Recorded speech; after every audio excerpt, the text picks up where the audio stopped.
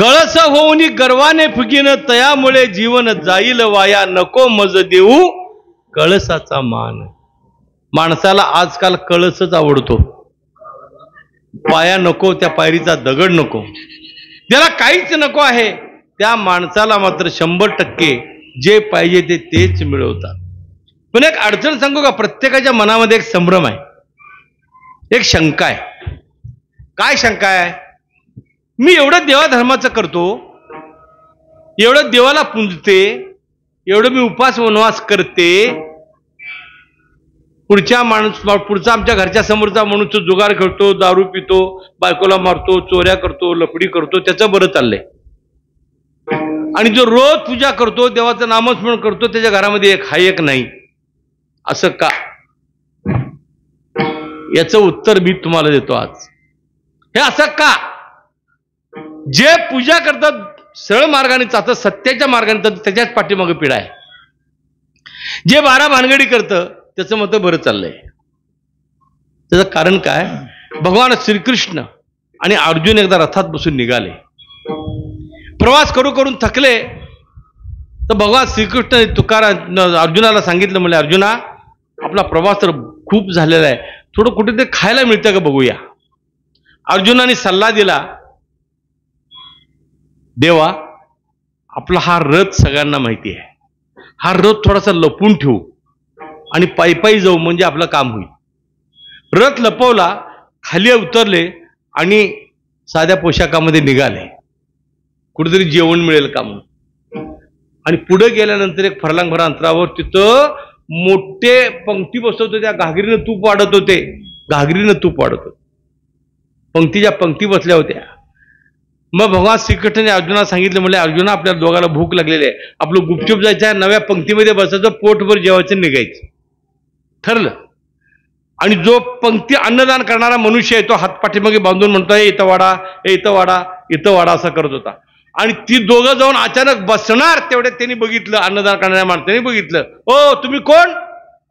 कोण तुम्ही? म्हटलं काय रे, चला आमची लोक अजून भरपूर जेवायचे, नंतर या, नंतर या. मग भगवान श्रीकृष्ण म्हणले, ह्याचं असंच चालू दे. काय म्हणले? ह्याचं असंच चालू दे. म्हणले, अर्जुना चल पुढं.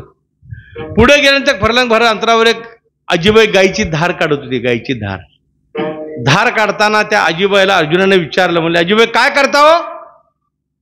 ए आंधळ्या माकडा, तुला दिसत नाही का रे काय करते मी? धार काढते ना? नाही आजीबाई, असंच विचारायचं म्हणून विचारलं. आम्हाला दोघाला भूक लई लागलेली आहे, थोडंसं जेवायला मिळलं तर. अरे मुडद्यानो, जेवल्याशिवाय जाऊ नका, स्वयंपाक तयार आहे. धार काढते, पटकन तापवते आणि पोटभर जेवण निघा बरोबर, मुडद्यानो, उपाशी जाऊ नका, बसा. भगवान श्रीकृष्ण म्हणले, हे आजीबाई मुडद्या म्हणते बरं का. ह्या मुडद्या म्हणण्यामध्ये किती प्रेम आहे बघा. मुडदा, आई बाळाला काय म्हणते माहितीये का? आपल्या स्वतःच्या मुलाला उन्हामध्ये जर मूल खेळत असेल तर ती ओरडून सांगते, ए मुडद्या, सावलीतून मर. काय म्हणते? ए मुडद्या. मुडदा कधी उठतो का? पुन्हा येऊन सावलीत मरतो का?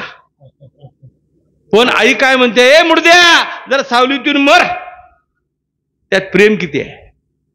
तसं भगवान श्रीकृष्ण म्हणले, वा वा, काय छान, आवडलं बरं का. गेले, जाऊन बसले. काय आजीबाई, काय जेवण झालंय, काय सुंदर, काय तुमच्या हाताला चव आहे, बरं वाटलं बरं का. पण आजीबाई एक सांगू का? म्हणजे काय रे मुडद्या, काय? म्हणजे एक सांगू का? भगवान श्रीकृष्ण म्हणले, आजीबाई, जेवण तर छान होतं, आम्ही तृप्त जेवलो, आराम वाटला, पण उद्या ही तुमची दुभती काय मरणार आहे. काय म्हणला? ही उद्या दुभती काय तुमची मरणार आहे. अर्जुनाला राग. जे जेवायला घालत नाही हाकलून देते, त्याचं असंच चालू दे. जे जेवायला घालत नाही हाकलून देते, त्याचं असंच चालू दे. जे जेवायला घालतं त्याची गाय मरू दे. काय भगवान, हा किती उलटाने आहे. भगवान श्रीकृष्णाने उत्तर दिलं, म्हणले, अर्जुना, ही आजीबाई संपूर्ण माझ्या भक्तीमध्ये उतरलेली आहे. ह्या गायीमुळे थोडासा अडथळा होतोय. गाय एकदा काढली ती पूर्ण भक्तीत उतरली की असल्या 100 दुभत्या गाय तिला द्यायचा, पण तोपर्यंत तिला त्रास, तोपर्यंत तिची परीक्षा होईल. आणि कुणीही बघा परीक्षा दिल्याशिवाय साहेब होत नाही. परीक्षा द्यावीच लागेल, अभ्यास करावा लागेल, त्रास सहन करावा लागेल, ही परीक्षा आहे.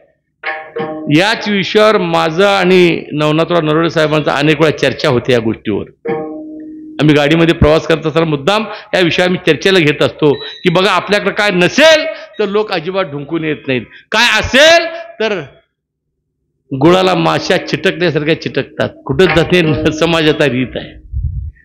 तर अशा पद्धतीने पुढे गेल्यानंतर म्हणले मग देवा त्याला तुम्ही असंच चालू दे का म्हणाला. त्यांनी सांगितलं ज्याला भूक लागलेली आहे, ज्याला खरोखर अन्नाची गरज आहे, त्याला जर मिळत नसेल तर हा असंच अन्नदान करून करून एक दिवस अन्न म्हणून मरेल. एक दिवस अन्न म्हणून मरेल. कारण का ज्याला भूक लागलेली आहे, ज्याला अन्नाची गरज आहे, त्याला देत नाही, त्या अर्थी ह्याचा अंत अन्न म्हणून होईल, पण फटक्यात नाही. म्हणून जे चांगलं चाललेलं आहे, जर समजा तुम्हाला देवाने त्रास दिला, तुझी परीक्षा घेण्याचा प्रयत्न केला, अजिबात घाबरू नका, सामोरे जा, भक्ती सोडू नका, त्याच्या चरणी नतमस्तक व्हा आणि तिथे जाऊन रडा, ओरडा की देवा काही जरी केलं मी तुझ्यापासून दूर जाणार नाही. हा ठाम विश्वास जोपर्यंत आपल्या मनात येत नाही तोपर्यंत जीवन सुखी समृद्ध होणार नाही. हो बारकुमार